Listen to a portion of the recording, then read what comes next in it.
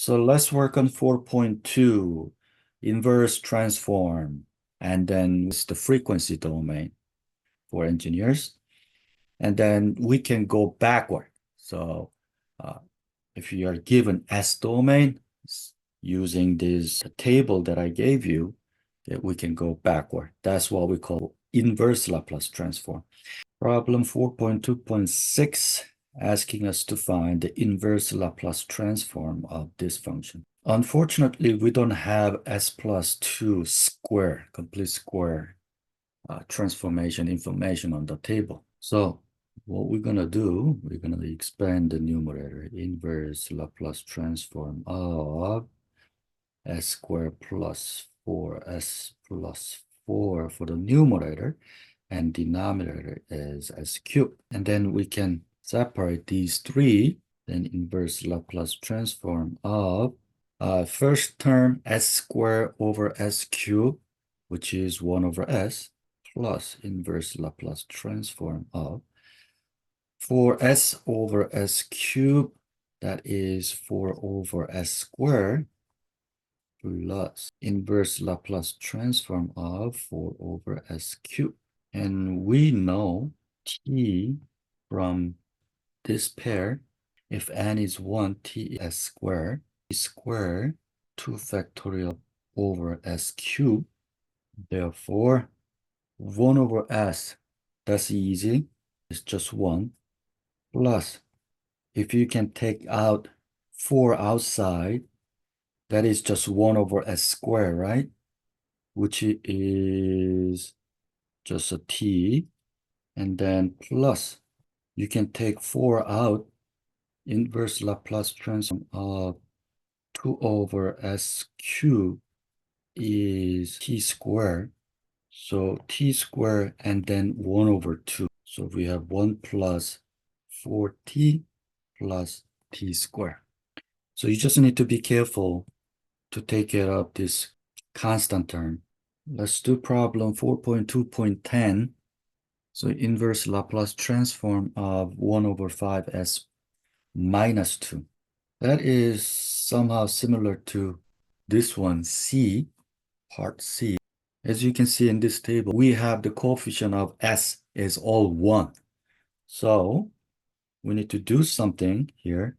Equals inverse Laplace transform of, we're going to divide top and bottom by 5. So 1 over 5 for the numerator, s minus 2 over 5, and then constant term, so 1 over 5 times inverse Laplace transform of 1 over s minus 2 over 5. Now, a is 2 over 5, and that equals to 1 over 5 e to the 2 over 5 t. So now we are going to use this partial fraction in this Laplace transform. Okay?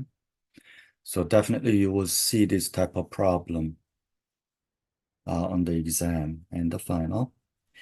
And for the partial fraction expansion, there are 3 different types. Okay? The case 1, roots are real for the denominator and distinct. And then second case, the roots are repetitive. Okay? And then third case, roots are the complex number. So I want you to find the roots for the denominator in case 1. Using your calculator, you're gonna end up getting s plus 0.31, s plus 3.19. It is a distinct root, so it is a case 1. So if we have something like this,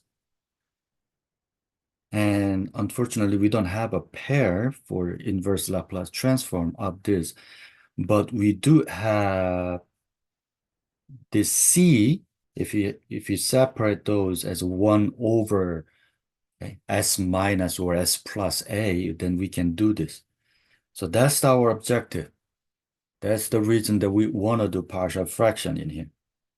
Okay, so that has to be equal to A over S plus 0.31 plus B over S plus 3.19. And then we're going to have a common denominator for right-hand side.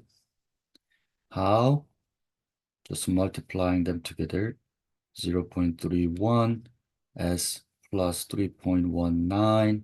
That's the common denominator. And the numerator is going to be 8 times s plus 3.19 plus b times s plus 0.31. So when we separate this, we can go back to this. Now we can write the numerator only comparing these two. So 1 equals a plus b s, that's the s term, plus 3.19a plus 0.31b. So now we're comparing left-hand side and right-hand side. And left-hand side, there's no s term. Therefore, we can say a plus b equals to 0 and 3.19a plus 0.31b equals to 1. Now you can use your calculator, find the value of a and b, and a is 25 over 72, and b equals to negative 25 over 72. Therefore, 25 over 72 times 1 over s plus 0.31 minus 25 over 72, 1 over s plus 3.19. And then if you take the inverse Laplace transform, and f, lowercase f, equals 25 over 72 t minus 25 over 7 over minus 25 over 72 times e to the negative 3 t. So for this problem, we have a repetitive because s squared terms, and then the complex one. When you have repeated term, so for example, we have 1 over s squared. We talked about this last time. But when we have a repeated term, then we're going to let numerator one less degree of the denominator s. So we have to have as plus b. And this is actually will give us, when you separate it, to a over s plus b over s squared. So instead of putting s in the numerator, we can just repeat the repeated term and then keep it constant for the numerator. That way, we have Laplace form of b. Okay? We can use b 2 times. This equal to a over s plus b over s squared for the square term. And then the complex term, we cannot separate them, so we have to use cs plus d for the numerator. Now we need to make the common denominator so that we can compare to the left-hand side. And the common denominator is going to be s squared plus 2s plus 4, so that we can compare left-hand side with the right-hand side. So watch here. For the numerator, we're going to end up having 3 different terms. The first term, a times something. Second term, b times something. Third term, cs plus d times something.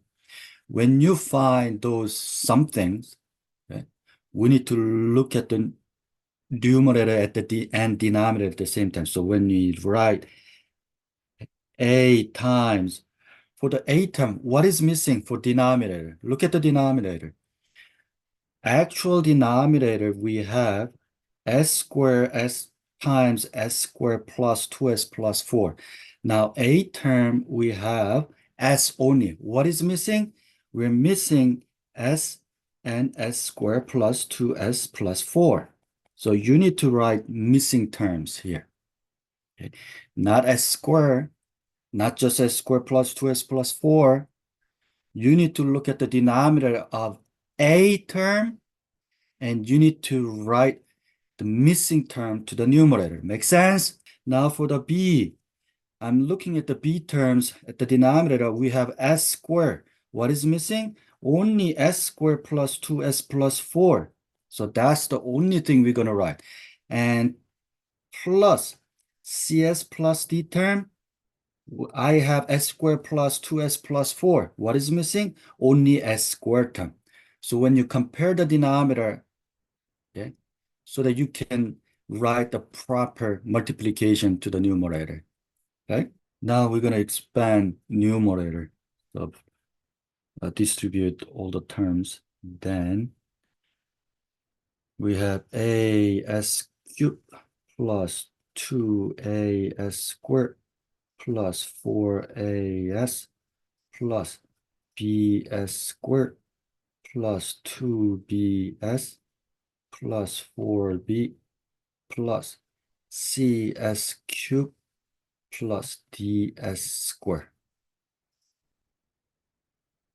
over s squared plus 2s plus 4. Now we're going to compare numerator to numerator because denominators are the same. So for the numerator, comparing numerator. Now, in order to do that, I'm going to collect, identify square terms, then s term. Okay. So the cube terms, we have a plus c, and s squared term, we have 2a plus b plus d, and we have s term 4a plus 2b, and we have a constant term 4b.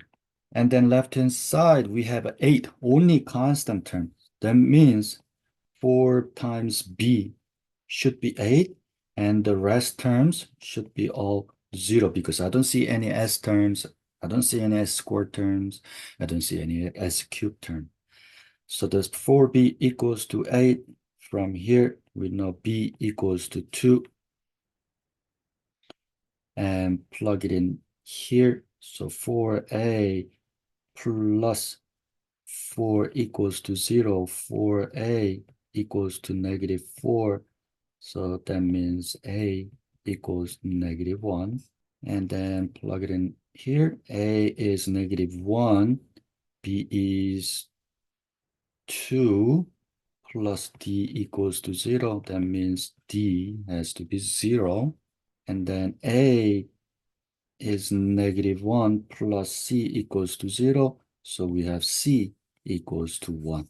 Now if you put this back, now we can rewrite f of s as a equals to -1. So -1 over s.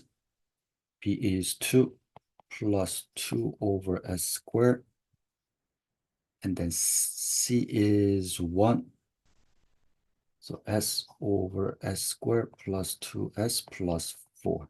First two terms, inverse Laplace transform of 1 over -1 over s equals just -1. And inverse Laplace transform of 2 over s squared, that is just 2t. Now, inverse Laplace transform of s squared plus 2s plus 4 is not listed. So we have to work on this. So what we can do, we have cosine t equals s over s squared plus k squared, and sine kt equals k over s squared plus k squared. So we want to make this into the complete square so that you can fit it into sine and cosine terms. Inverse Laplace transform of, gonna have s plus 1 square. S plus 1 square equals s squared plus 2s plus 1. So I need to subtract -1. And this is equivalent to this guy. And then I still have plus 4 there. And the numerator is still s. not going to write bracket and inverse Laplace transform anymore. So then we have, for the denominator, we have s plus 1 square plus square root of 3 square, which is 3, but just to fit it into the form of sine and cosine form, I'm going to write square root of 3 square. And the numerator is still s. Now, we didn't talk about the translation theorem. This is the good time to talk about translation theorem of the Laplace transform. If you look at the cosine kt, we have s numerator, s squared at the denominator. But in this form, we have s plus 1 in the denominator. Therefore, we have to have s plus 1 in the numerator as well, so that we can use cosine kt with the first translation. Everything s moved to the left by 1. And we cannot just add 1. We have to subtract 1, right? So that we don't change the whole term. That means we have s plus 1 over s plus 1 square plus square root of 3 square minus we have s plus 1 square plus square root of 3 square, and the numerator is 1. Now look at the second term. It's similar to sine kt, except the k, numerator k and denominator k, they don't match in this term. So we have to force to match them. So I'm going to multiply square root of 3 here. That means I need to multiply 1 over square root of 3. First translation theorem says Laplace transform of f of t equals to f of s, and a is any real number, then Laplace transform of e to the at f of t equals capital F s minus a. So we're it says translation, but I'm basically just shifting, okay? In S domain, we're gonna shift by a of any function, then you just need to multiply e to the a times t. So if you apply this first translation theorem in here, the first one is gonna be, it is a cosine, what's the k? Square root of 3 t. However, we shift by 1. Therefore, we need to multiply e to the negative t there. And minus, we have 1 over square root of 3 there. And that is sine square root of 3. T square root of 3 is the k term. And then shifting by 1. So we need to multiply e to the negative t. Final answer, f of s was given as 8s squared, s squared plus 2s plus 4. Now, when you turn this into t domain, that is negative 1 plus 2t plus cosine square root of 3t times e to the negative t minus 1 over square root of t sine square root of 3t e to the negative t. So the next problem 4.2.20, find the inverse Laplace transform of this. And this is actually factorable.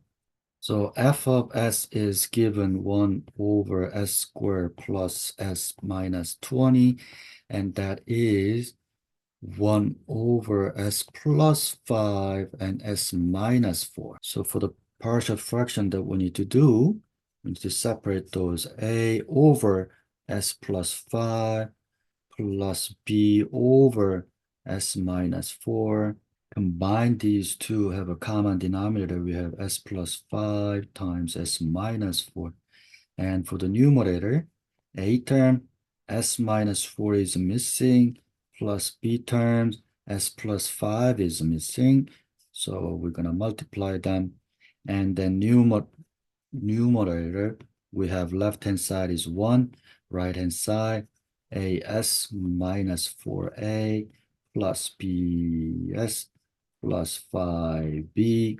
Therefore, s terms, we have a plus b, and we don't have any s on the left-hand side, so it's going to be 0. And we have negative 4a plus 5b.